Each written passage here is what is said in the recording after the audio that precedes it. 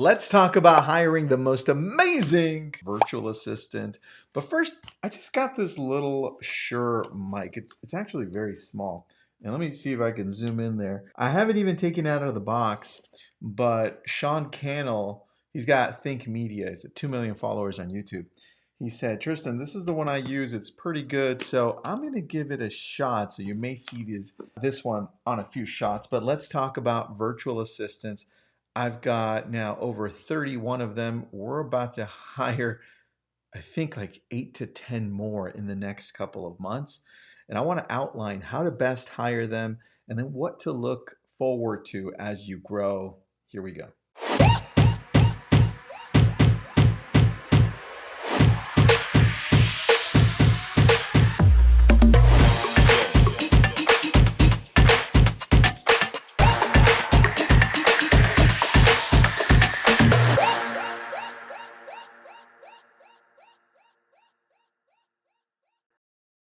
Let's dive right into this one. Number one, I want you to have clarity. And I outlined them all right over here to my left.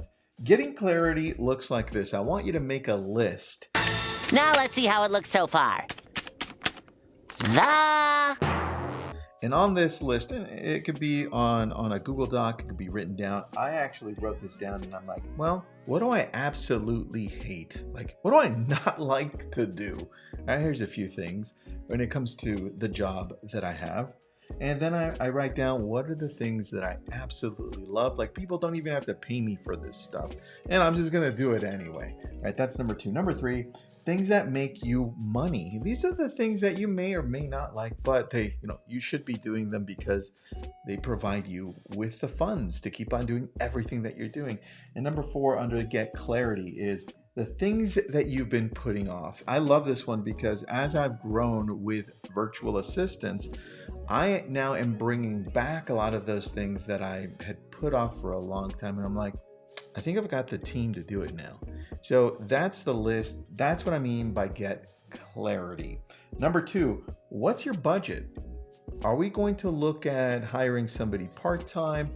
Are we going to look at hiring somebody maybe just for a specific job or a couple of jobs, or even for a few things at a time? Like, for instance, let's say you're going to shoot some great YouTube videos and you want to go and hire somebody to make YouTube thumbnails because you just don't have the time or even the capacity to do it. So that's an option. Or you're going to hire them full-time, or they're going to be just working for you, salary, and then what does that look like overall? So think about that, because that means you're either going to go to a virtual assistant company, which we'll talk about, or you're going to hire somewhere in the United States, maybe out of Washington, Florida, who knows where. Or if it's just like a one-off thing every once in a while, maybe you go to Fiverr. Maybe you find somebody that can create all of this stuff for you, like I did with my Lab Code Agents Facebook group that I started. I'm like, who do I know that can create a graphic? Because I certainly can't at the time. And I'm just going to throw it out to Fiverr and see what happens. I mean, they screwed up the first two times, but eventually they got it right. So that's number two. What's your budget? Think about that, because now that you've outlined the list of things that you want to possibly have done, you're like, oh, this actually requires full-time, or you know what, this only requires part-time. So get that down. Number three, where do you look? So yes, I mentioned Fiverr. That's a good place to go and find people like for one-off jobs.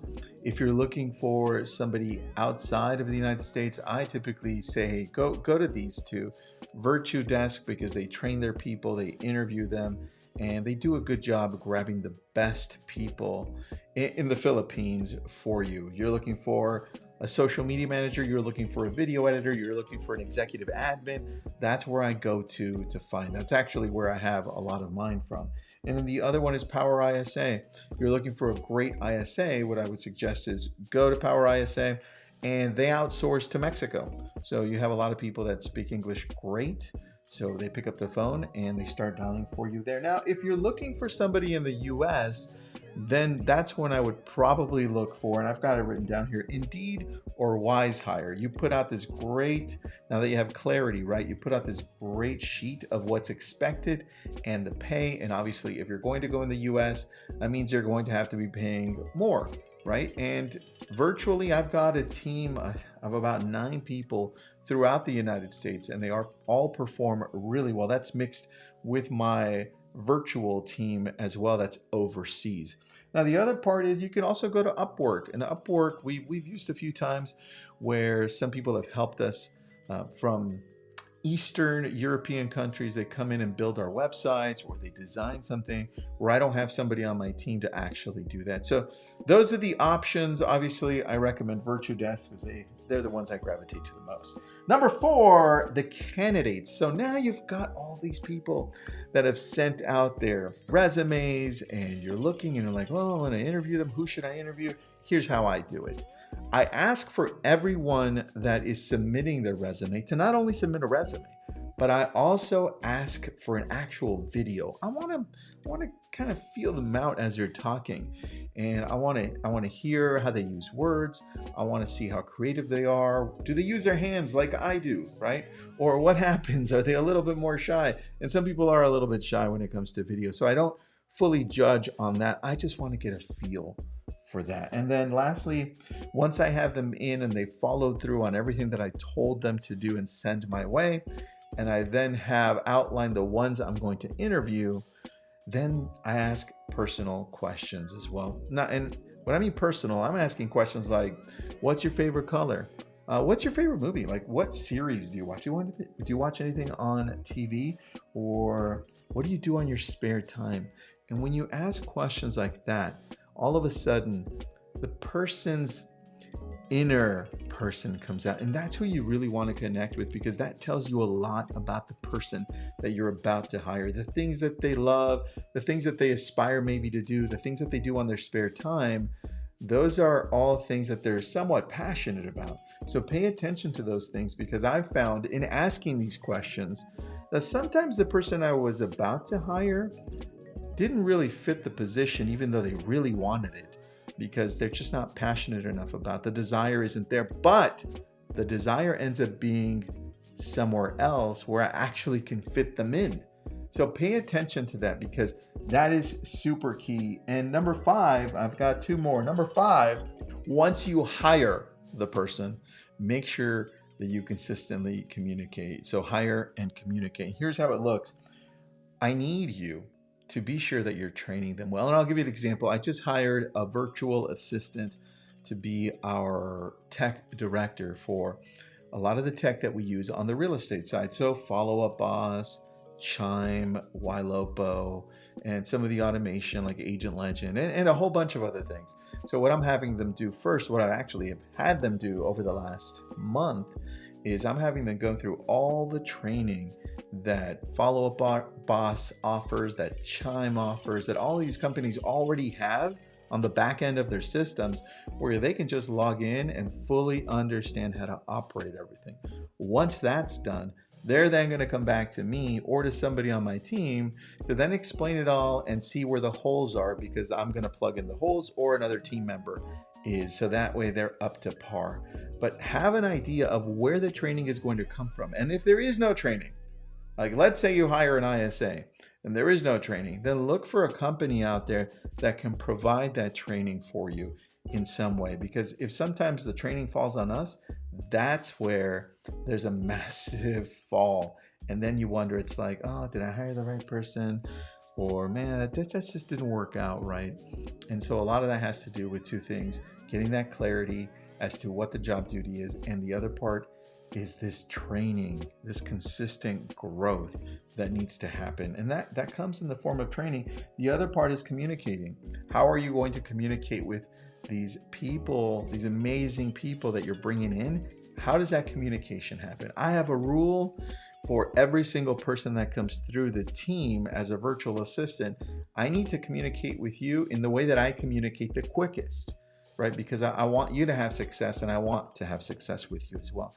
So I require everyone to have an iPhone so that we communicate through iMessaging. This way, regardless of what part of the country and what part of the world you're in, we can communicate through iMessaging, because all you need is an email and an iDevice, right? That's how you text.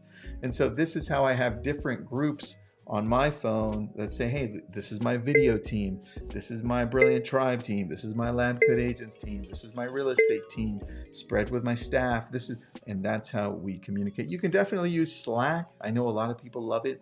I've been looking at Discord and thinking, should I switch to Discord? Discord is great as well. And there are so many other things you could use, WhatsApp and Facebook Messenger, even Instagram Messenger. So just decide how you're going to communicate daily and throughout the day, because that communication is the thing that brings a virtual team together. Now I'm going to show you something that I've got for you right here, because it's been an ongoing thing to grow these teams, right? And I've got a great chart for you. You may have seen this chart before because I give it out and we're always adding to it. So take a look at this right here. I'm going to shift this upwards so I can see it better on my screen. And you've got the virtual staff organization chart here.